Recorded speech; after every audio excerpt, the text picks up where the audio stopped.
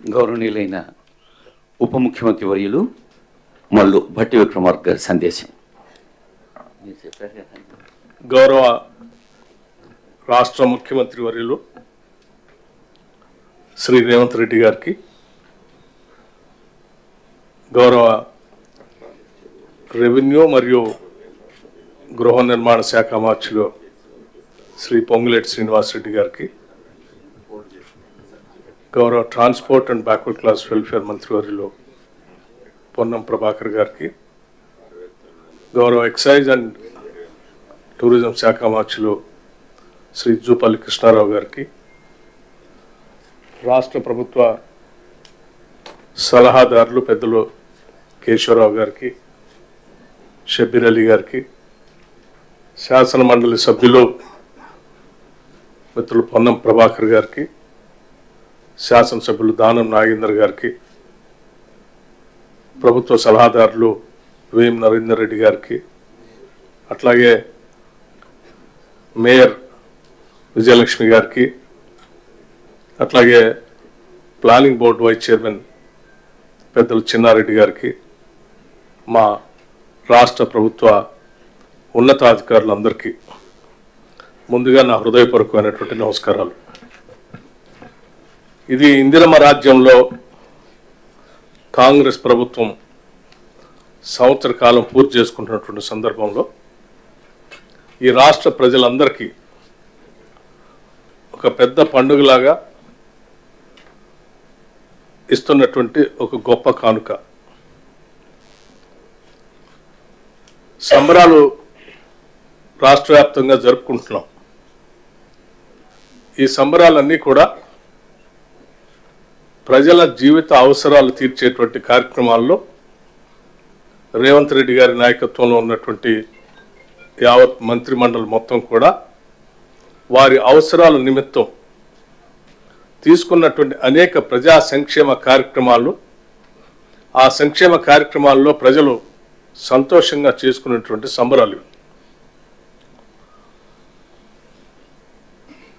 మా హౌసింగ్ శాఖ మార్చులు శ్రీనివాస్ రెడ్డి గారు అట్లాగే శాఖ అధికారులు చెప్పినట్టుగా ప్రతి జీవికి ఒక గూడు అవసరం.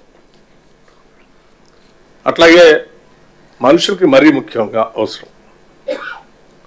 ఇల్లు అనేది లేకుండా ఉన్నటువంటి వాళ్ళు ఉంటే వాళ్ళకి ఎంత బాధనో, అందరూ బాగుండాలని కోరుకునేటువంటి అందరికీ వాళ్ళకి కూడా అంతే బాధ. ఈరోజు మనం చేసేటువంటి ఈ యాప్ ప్రారంభోత్సవ కార్యక్రమం రాష్ట్రంలో ఉన్నటువంటి లక్షలాది మంది ఇల్లు లేనటువంటి పేద ప్రజలకి ఇల్లు శాంక్షన్ చేసే కార్యక్రమాన్ని పెద్ద ఎత్తున లాంఛనంగా ఈరోజు మొదలు పెడుతున్నటువంటి కార్యక్రమం ఇది ముఖ్యమంత్రిగా ఉన్నటువంటి రేవంత్ రెడ్డి గారు ఆనాడు రాష్ట్ర కాంగ్రెస్ కమిటీ అధ్యక్షులుగా పెద్ద ఎత్తున అనేక ప్రాంతాల్లో పాదయాత్ర చేసినటువంటి సందర్భంలో కానీ, భారీ బహిరంగ సభలు ఏర్పాటు చేసినప్పుడు కానీ, అట్లాగే నేను సిఆర్పి లీడర్గా ఉన్నప్పుడు పాదయాత్ర ఆదిలాబాద్ నుంచి ఖమ్మం వరకు చేసినప్పుడు కానీ, ప్రజలందరూ వారి గుండె చప్పుల్ని రాష్ట్ర కాంగ్రెస్ నాయకత్వానికి తెలియజెప్పి ఈ రాష్ట్రం తెచ్చుకున్నదే ఆత్మగౌరవంతో బతకటానికి. ఆ ఆత్మగౌరవం అనేది ఒక పరిశుభ్రమైనటువంటి పక్కా ఇంట్లో కుటుంబం యావత్తు ఉండగలిగితే తల ఎత్తుకొని ఆత్మగౌరవంతో బతకడానికి అవకాశం ఉంటుంది. అందుకే ఈ రాష్ట్ర ప్రత్యేక రాష్ట్రం కావాలని కోరినప్పుడు సకల జన సమ్మెలో పెద్ద ఎత్తున పాల్గొని ఈ రాష్ట్ర అవతరణ కోసం ప్రతి ఒక్కళ్ళం మేము పోరాడాం. కానీ మా అవసరాలు కానీ మా ఆత్మగౌరవం కానీ ఏమాత్రం తీర్చకుండా 10 సంవత్సరాలు మా ఆస్తుల్ని వనరుల్ని దోపిడీ చేస్తున్నటువంటి ప్రభుత్వాన్ని తొందరగా తొలగించి ఇందిరమ్మ రాజ్యాన్ని తీసుకొని రండి, పేదల ప్రభుత్వంగా ప్రజల అవసరాలు తీర్చడం కోసం మీరందరూ ముందుండి నడిపించండి అని ప్రతి పేదవాడి గుండె చప్పుడు మా అందరికి వినిపించారు. ఇవాళ ప్రజల అవసరాలు వాళ్ళ ఆత్మగౌరవం తీర్చడం కోసమే ప్రజల గుండె చప్పుల్లో వచ్చినటువంటి వాళ్ళ ఆవేదనని అర్థం చేసుకున్నటువంటి ఇందిరమ్మ ప్రభుత్వంగా ఎంత భారమైనప్పటికి కూడా, నిధులు ఎంత భారమైనప్పటికి కూడా ఈరోజు ఒక్కొక్క శాసనసభ నియోజకవర్గంలో 3500 ఇళ్లతో పాటు రాష్ట్ర వ్యాప్తంగా ఈరోజు చేస్తున్నటువంటి ఇళ్ల సంఖ్యకు సంబంధించినటువంటి ఆర్థిక భారం ఈ రాష్ట్ర ప్రభుత్వం పైన దాదాపు 22,500 కోట్ల రూపాయలు దీనిపైన భారం పడుతున్నప్పటికీ చాలా ధైర్యంగా ఒక ఉన్నతమైనటువంటి ఆలోచనతో ఈనాటి ప్రభుత్వం దీన్ని శాంక్షన్ చేసి ముందుకు పోతా ఉన్నాం. నిజంగా ఈరోజు రాష్ట్రంలో ఉన్నటువంటి ఇల్లు లేని పేదవాళ్ళందరికీ పండగే. వాళ్ళ పండగతో వాళ్ళందరికీ ఇల్లు కావాలని కోరుకునే వాళ్ళందరూ కూడా పండగ. ఈరోజు భూమి పూజ చేసే కార్యక్రమం ఓ పండగ, గృహప్రవేశం చేపించేది ఒక పండగ.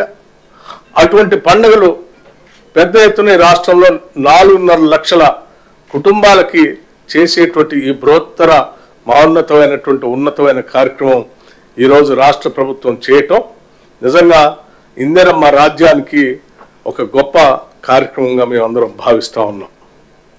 పేదల అవసరాలు తీర్చేటువంటి సొంత ఇంటి కళ పెద్ద ఎత్తున చేస్తూ ముందుకు పోతున్నటువంటి ఈ తరుణంలో రాష్ట్రంలో ఉన్నటువంటి ప్రజలందరినీ గమనించవలసిందే ఒకటి విజ్ఞప్తి చేస్తూ ఉన్నాం. దాదాపు 7 లక్షల పైబడి అప్పుల భారం మా మీద వేసినప్పటికీ రైతాంగ సోదరుల కోసం 21,000 కోట్ల రూపాయలు నేరుగా వారి అకౌంట్లో మేము రుణమాఫీ కింద వాళ్ళ 2 లక్షల లోపల ఉన్నటువంటి రైతులు రుణమాఫీ అంతా పూర్తి చేసి, అట్లాగే ఆనాటి ప్రభుత్వం మనందరినీ తాకట్టు పెట్టి 7 లక్షల పైబడి అప్పు చేస్తే ఆ అప్పుల భారాన్ని కట్టడానికి ఇంకొక 64,000 కోట్ల రూపాయలు బ్యాంకులకు అప్పు కడుతూనే మళ్ళీ ఈరోజు 22,500 కోట్ల రూపాయలతో పేదల కోసం ఈరోజు ఈ ఇందిరమ్మ రాజ్య కార్యక్రమాన్ని ముందుకు తీసుకొని పోతా ఉన్నాం. ఇది ఒక్కటే కాదు, దీంతో పాటు మరి 500 రూపాయలకి గ్యాస్ సిలిండర్లు ఇస్తున్నాం. ఇది కూడా పేద మధ్యతరగతి కుటుంబాలకి పెద్ద ఎత్తున ఉపయోగపడేటువంటి కార్యక్రమం. అట్లాగే 200 యూనిట్ లోపల కరెంటు వాడుకునేటువంటి వాళ్ళందరికీ కూడా ఉచితంగా 0 బిల్లు ఇచ్చే కార్యక్రమాన్ని కూడా మేము పెద్ద ఎత్తున మొదలుపెట్టి మార్చి నెల నుంచి ఉచితంగా ఇస్తా ఉన్నాం. ఇలా చెప్పుకుంటూ పోతే పండిన ధాన్యానికి 500 రూపాయలు బోనస్ ఇచ్చే కార్యక్రమం కానీ ప్రతి కార్యక్రమాన్ని చేసుకుంటూ విపరీతమైన ఆర్థిక భారం పడుతున్నప్పటికి కూడా ఒక ఆర్థిక క్రమశిక్షణతో యావత్ మంత్రిమండలి మొత్తం కూర్చొని ఆలోచన చేసి మనం ఇచ్చిన హామీలని తెచ్చిన సంపదని ప్రజలకు పంచాలనేటువంటి ఆలోచనతో ముందుకు పోతున్నటువంటి ఈ తరుణంలో కొద్దిమంది వ్యక్తులు కావాలని బురద జల్లే కార్యక్రమాన్ని చేపట్టి వాళ్ళలానే ఈ ప్రభుత్వం కూడా ఉంటే ఈ రాష్ట్రంలో ఉన్నటువంటి ప్రజలంతా అదే బాధల్లో ఉండాలని కోరుకుంటూ మేము చేసే కార్యక్రమాలను అడ్డుపడుతున్నటువంటి విషయాన్ని కూడా గమనించవలసిందిగా ఈ సందర్భంగా విజ్ఞప్తి చేస్తూ ఉన్నాం. పేద విద్యార్థులు కుటుంబాలకు సంబంధించినటువంటి వాళ్ళు చదువుకునేటువంటి వాళ్ళకి ఇంటిగ్రేటెడ్ రెసిడెన్షియల్ స్కూల్స్తో ఈ సంవత్సరమే 5,000 కోట్ల రూపాయలతో ఈ రాష్ట్ర ముఖ్యమంత్రి గారు మంత్రిమండలి అంతా కూర్చొని ఒక అద్భుతమైన ఇంటర్నేషనల్ స్టాండర్డ్లో ఉండేటువంటి రెసిడెన్షియల్ స్కూల్స్ని శాంక్షన్ చేసి ఈరోజు ముందుకు పోతా ఉన్నాం.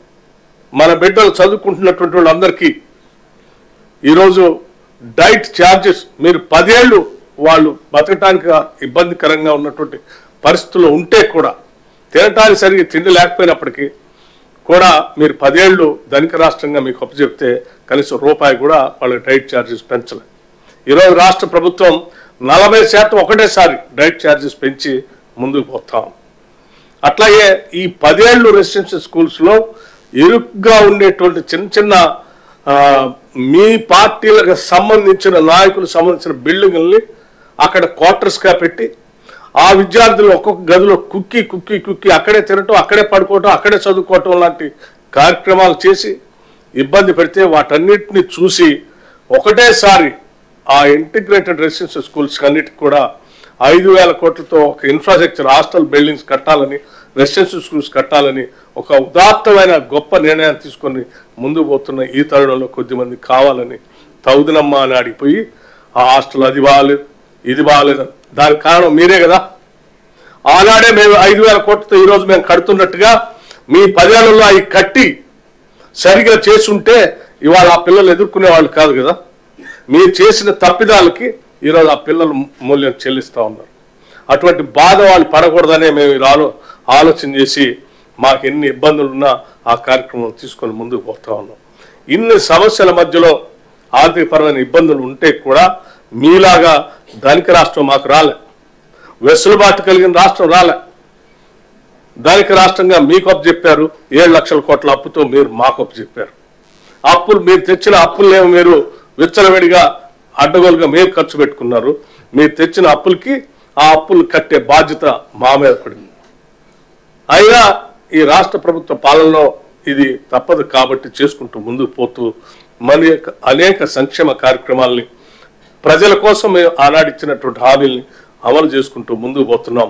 ఈరోజు ఈ ప్రత్యేకంగా ఏర్పడినటువంటి తెలంగాణ రాష్ట్రంలో 2014 తర్వాత ప్రత్యేక రాష్ట్రం కావాలని కోరిన మీదట వచ్చినటువంటి ఈ రాష్ట్రంలో ఈ ఇందిరమ్మ ఇల్లు 5 లక్షల రూపాయలు అనేది సువర్ణాక్షరాలతో లిఖించదగబడేటువంటి రోజు. ప్రతి పేదవాడు ఈరోజు ఈ రాష్ట్రంలో తలెత్తుకొని నేను తెలంగాణ రాష్ట్రంలో పుట్టాను, నేను తెలంగాణ రాష్ట్రంలో ఆత్మగౌరవంతో అద్భుతమైనటువంటి ఇల్లుని 5 లక్షల రూపాయలతో కట్టుకొని బతకగలుగుతా ఉన్నాను. ఈ రాష్ట్రంలో పుట్టడం నా అదృష్టం, ఈ అదృష్టానికి కారణం ఇందిరమ్మ రాజ్యం అని తలెత్తుకొని ఆత్మగౌరవంతో బతికేటువంటి ఒక సంపూర్ణమైన కార్యక్రమానికి ఈరోజు యాప్ని మనం రిలీజ్ చేసుకుంటూ ముందుకు పోతున్నాం.